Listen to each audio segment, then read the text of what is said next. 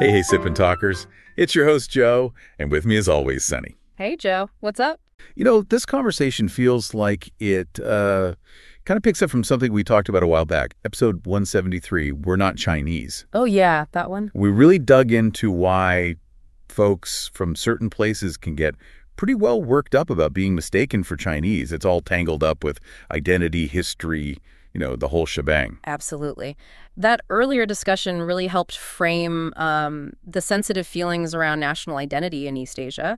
It's more than just a geographical mix-up. It often touches on some pretty deep cultural and political nerves. Exactly. And today we're zeroing in on some specific real-world situations and the different ways people are seeing Chinese identity playing out when folks travel. We've got some interesting and maybe sometimes a little unsettling stuff to unpack. That's right. We're going to look at a few key areas. First up, we'll take apart this "No Chinese Customers" sign that showed up at a restaurant in Osaka and really try to understand what was behind it and how people reacted, on both sides. Then we'll switch gears and look at the flip side. What happens when Japanese people are mistaken for Chinese? And some of the, not so great things that have actually happened because of it. After that, we'll hop over to Southeast Asia and see how some Chinese people view Singapore, this idea that it has maybe too many rules, and surprisingly for some, that it might even be a bit boring. Boring. Okay, interesting. And finally, we'll try to connect all these dots and see if we can draw some broader conclusions about the sometimes bumpy road of cultural interactions and how we see each other in our, increasingly connected world. Sounds good. Okay, so let's dive into this Osaka restaurant situation first. It definitely made some waves. It really did. The main thing was this sign, right, written in simplified Chinese that basically just said, "Chinese customers not allowed." The restaurant owner claimed it was because of what they saw as impolite behavior, being too loud, wasting food, things like that, from some Chinese customers. Okay, let's unpack this. Yeah. Because on the surface, that sounds pretty harsh. Really harsh, actually. Yeah. But if you think about it a little more, maybe you can see where the restaurant owner might have been coming from, even if putting up that sign wasn't the best approach. Yeah. I mean, a lot of restaurants in Japan are small, family-run places, aren't they? That's a really important point. They might not be set up to deal with big groups of tourists who maybe have different expectations or customs. Right. Many of these smaller places have limited staff, limited resources. So when they get a lot of tourists, especially if some groups are consistently, let's say, disruptive, being really loud, not following maybe unwritten rules, leaving a big mess, or even things like no-shows for reservations. Ah, the no-shows. That hurts small businesses. Big time. It can be really tough on their operation. And we can't forget about the whole language and culture thing, right? It's easy to see how misunderstandings could just snowball if the staff can't easily explain what they expect when it comes to like how loud you should be or how ordering works or waste. Exactly. What one culture thinks is just normal conversation volume might sound really loud and disruptive in another setting. Japanese culture often emphasizes, quietness in public spaces, queuing very orderly, using polite, often kind of indirect language. Which can be pretty different from the perhaps more direct, sometimes louder habits of some tourists. Yeah, from various places, sure. It's not about one being better, just different cultural norms clashing in a small space. Right. But even with all that context, putting up a sign that singles out an entire nationality. Yeah. That feels like you're crossing a pretty clear line, doesn't it? I mean, it screams discrimination. Absolutely, no question. While you might understand the owner's frustration from a purely business management point of view, publicly refusing service based on nationality is really problematic. It's a huge generalization. And probably illegal in many places. Well, Japan's laws against discrimination aren't as strict as in some other countries, but yeah, doing something like that is guaranteed to attract negative attention. Media, both Japanese and international, is going to pick up on that, and it can seriously damage the restaurant's reputation, not to mention just being wrong. Yeah. It seemed like the sources we looked at pointed out so much better ways to handle the actual problems, like using signs in different languages about noise levels or being on time for booking. Exactly. Address the specific behaviors. Right. Focus on the actions, not the nationality. That seems way more constructive and, fair. Completely agree. Focusing on the behaviors, noise, waste, punctuality, rather than making these broad, sweeping statements about an entire group of people is just a much more effective and, frankly, decent way to go. So what were people saying online? I can only imagine the firestorm this caused, especially among Chinese internet users. You're right to call it a firestorm. The reaction from Chinese netizens, online citizens, was largely one of, well, anger and feeling like their national pride had been deeply hurt. Yeah, I bet. A lot of people felt it was blatant discrimination, a huge generalization based on the actions of maybe a few individuals. The feeling was very much, hey, you can't paint us all with the same brush like that. Yeah, that makes total sense. Yeah. Nobody likes being lumped in with people causing trouble just because they share a nationality. Exactly. There were accusations of racism, unprofessionalism. Some people even drew uncomfortable parallels to historical instances of racial discrimination. And then there was this strong surge of national pride, too. How so? Well, calls to boycott Japan, questioning whether Japan's tourism could even survive without Chinese visitors, that kind of sentiment. The economic angle. They need our tourist money, sort of thing. Precisely. And in some of the more, let's say, heated reactions, we saw what people often call wolf warrior style language, that more assertive nationalistic online rhetoric sometimes used to defend China's interests. Some comments were very critical of Japan in general, even bringing up old wounds related to World War II. Wow. So it really tapped into much deeper stuff. It shows how easily these specific incidents can ignite those older, unresolved historical and political tensions. It's never just about the sign, is it? Seems like it. What about the Japanese side of the online chatter? Were they universally condemning the restaurant? Not at all, actually. There was quite a bit of support, maybe even sympathy, for the restaurant owner among Japanese netizens. Some people felt the sign was, long overdue. Comments like, finally someone said it. Really? So they weren't seeing it as discrimination? Many argued it wasn't discrimination per se, but just a reflection of behaviors they themselves had observed, particularly in popular tourist areas. They felt it was about specific actions, not ethnicity. So almost like they felt the sign, while maybe blunt, was reflecting a reality they recognized. Kind of, yeah. Many posters claimed that problematic behavior by some Chinese tourists wasn't exclusive to Japan. They shared anecdotes or links about issues in Southeast Asia, South Korea, Europe, the U.S. Oh, pointing fingers elsewhere, too. Right. And unfortunately, these views were often reinforced by media reports about negative incidents. Things like, public urination, littering, items going missing from hotels, graffiti, which fairly or unfairly cemented negative stereotypes for some people. Man, it sounds like we've got two very, very different narratives colliding here. What would you say is the core problem driving this? I think at its heart, it's this classic, unfortunate situation where a relatively small number of negative incidents get amplified and create a really damaging image for an entire group. And that image gets magnified simply because of the sheer volume of Chinese tourists globally. So the scale makes individual incidents seem more representative than they are. Exactly. And the media often plays a huge role here, doesn't it? Focusing on conflict, on regional differences. It sadly reinforces stereotypes and creates these online echo chambers where people mostly hear opinions that already align with their own biases. And then there's that basic lack of understanding about each other's cultural nuances, right? Mm-hmm. We touched on Japanese etiquette around quietness and order. Yeah, which might be quite different from what some tourists are used to back home. Simple things, expected volume in a restaurant, how you queue, even how you greet someone, can be misinterpreted and cause friction when there isn't that shared cultural baseline. But the sources also suggested there's something deeper still, this long shadow of history between China and Japan. That's a critical layer, absolutely. The historical baggage, painful memories of World War II, ongoing territorial disputes, general political tensions, all of that creates fertile ground where negative perceptions can more easily take root and seem believable on both sides. So people are maybe quicker to accept negative stories. Perhaps. The source even mentioned ongoing anti-Japanese propaganda or messaging within China, which certainly doesn't help foster understanding or goodwill. So this no Chinese customers sign, it looked like it was just about that one restaurant, that one owner's frustration, but it actually sits right on top of this huge pile of historical grievances, cultural misunderstandings, and political tensions. Precisely.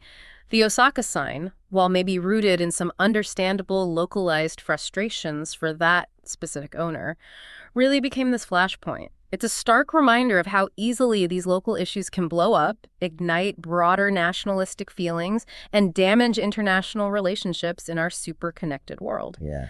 And the main takeaway here isn't really about assigning blame, right? It's about understanding that dealing with these kinds of cultural clashes needs empathy, education, maybe better systems for managing tourism, not just outright exclusion. And it puts responsibility on both sides. I think so. It highlights that tourists, wherever they're from, need to be mindful that their actions abroad can reflect on their home country.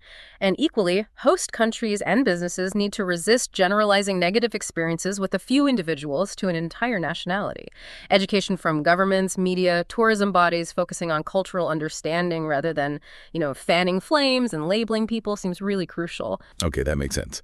Let's switch gears now to something equally concerning, maybe even more directly dangerous.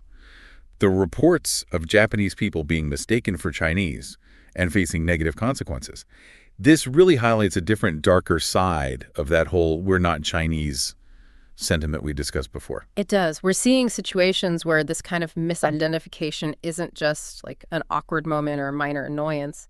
It can actually lead to physical harm, real psychological distress, especially when people are traveling or find themselves in social situations where there's already some kind of underlying tension. Yeah. These incidents really underscore the dangerous potential of reducing individuals to just broad ethnic categories, especially in politically charged environments. It screams for the need for greater cultural literacy, The sources mentioned a couple of really disturbing specific incidents. The one during the 2019 Hong Kong protests. Yeah. A Japanese tourist mistaken for mainland Chinese and actually attacked. That's just horrifying. It is. You can almost feel the tension, the volatility of that atmosphere just reading about it. Yeah. It starkly shows how easily, in those kinds of powder keg situations, misjudging someone's nationality based purely on appearance can have incredibly dangerous, violent results. The fact that someone was targeted and physically injured just because they were thought to be from a certain place, it's deeply troubling. And then there was that attack on the Japanese pianist in Harlem, New York back in 2020. That one felt like it had some really ugly racial undertones, didn't it? Especially happening in the U.S. context. Absolutely. While we might not know every single motivation behind that specific brutal attack, the fact remains that this individual was targeted seemingly based on an assumption about their ethnicity and suffered severe physical injuries. It points to the persistent dangers of racial prejudice and how easily these misidentifications can occur, particularly, perhaps, in places where people might have a less nuanced understanding of the diversity within Asian ethnicities. It's kind of shocking, isn't it? To think that just because someone looks East Asian, they could potentially become a target in certain situations based on prevailing biases or tensions. Why does this confusion happen so often, especially, say, in Western countries? Well, in many Western countries, there might just be less familiarity, less day-to-day exposure to the visual and cultural distinctions between various East Asian nationalities. So similarities in appearance, maybe general cultural cues, can lead to these broad, often inaccurate assumptions. So just a lack of nuanced understanding. Largely, yes. And as we saw with the Hong Kong example, in politically charged regions, simply being associated with a particular group, even mistakenly, can suddenly make someone vulnerable. So, beyond the very real risk of physical harm, how does this constant possibility of being misidentified affect Japanese travelers themselves? I mean, I'd imagine they might start to feel pretty insecure or anxious when traveling. Definitely. The potential for facing hostility, suspicion, or even violence purely because of a mistaken identity can create a genuine sense of unease, maybe even fear for Japanese people traveling abroad. It's an added layer of stress you shouldn't have to deal with. Yeah.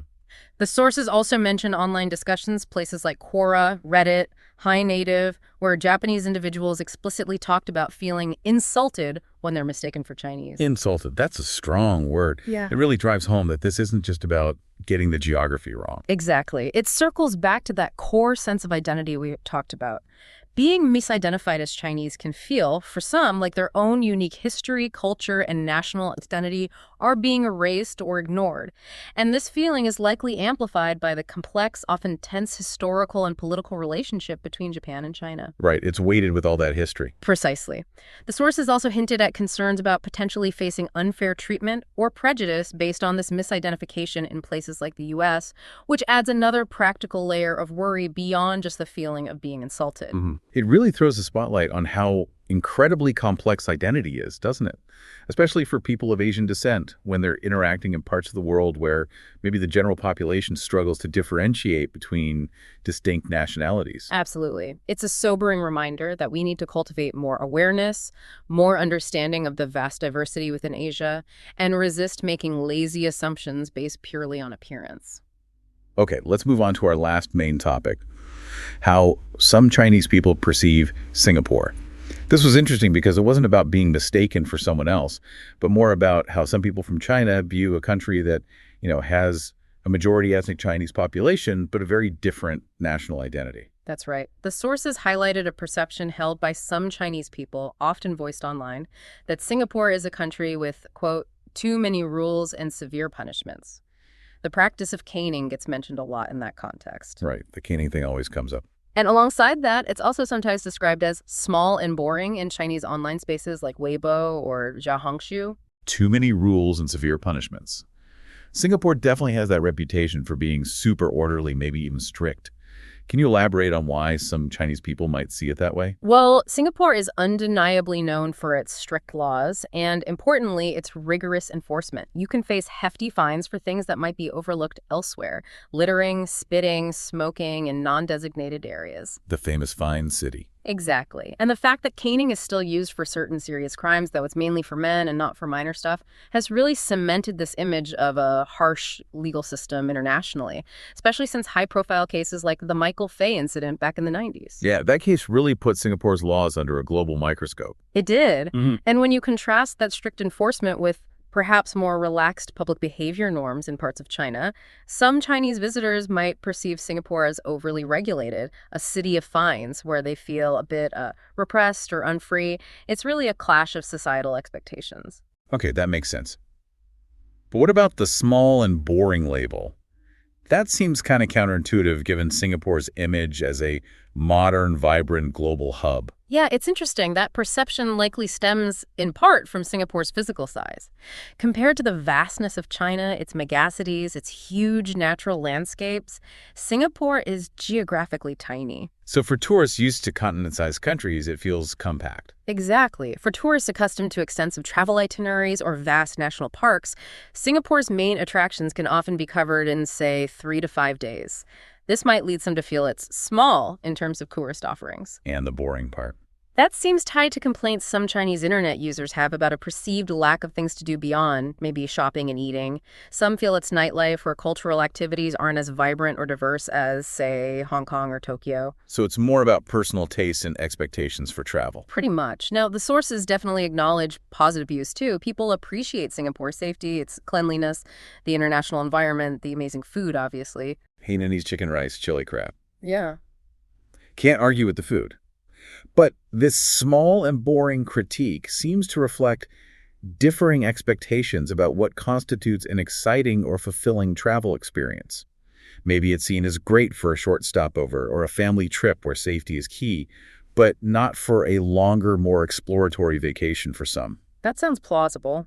What about cultural or lifestyle differences, even with the Chinese majority? That's another factor. While Singapore has a large ethnic Chinese population, its national culture is intentionally multicultural. Strong influences from Malay, Indian, and Eurasian communities shape its identity. This is quite different from the more Han-dominated culture in mainland China. Right, it's a different blend. Also, the prominence of English as a primary language of business and administration, even though Mandarin is widely spoken, plus Singapore's generally more westernized lifestyle compared to many parts of China, might create a sense of distance or require more adjustment for some visitors. The high cost of living in Singapore is a very common complaint you see online, often leading to that combined label, expensive and boring. Gotcha.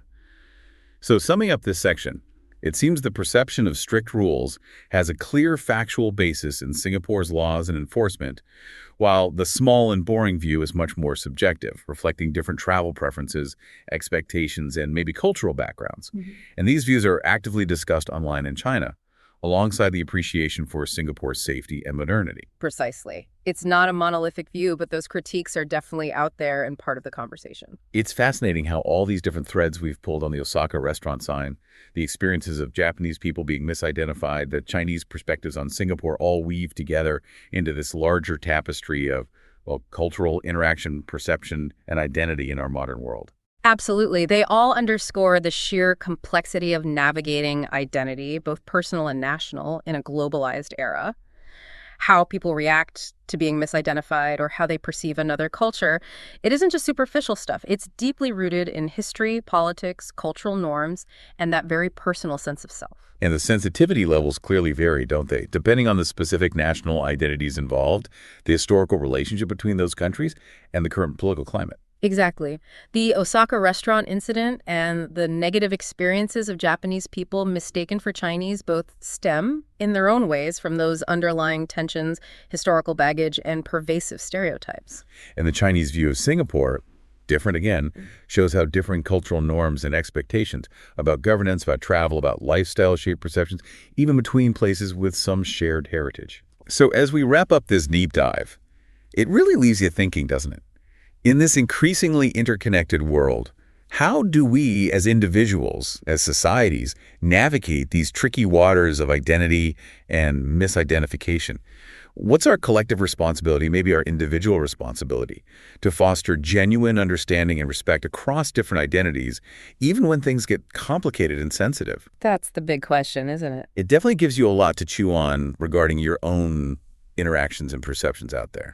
It certainly does. It suggests a continuous need for learning, for empathy, and hopefully for building more bridges than walls. Well, thanks for digging so deep with me on this one. It's always eye-opening and, yeah, sometimes a little unsettling to explore these complex human issues. My pleasure. These are important conversations to have, even if they're uncomfortable sometimes. And thank you, everyone, for joining us on this deep dive. If you found this interesting, maybe even a little thought-provoking, make sure you hit that subscribe button so you don't miss out on our future explorations. Please do. And as always, a quick shout-out to our good buddy Micky and his YouTube channel. We're still plugging away, trying to get those views up for him. Give him some love.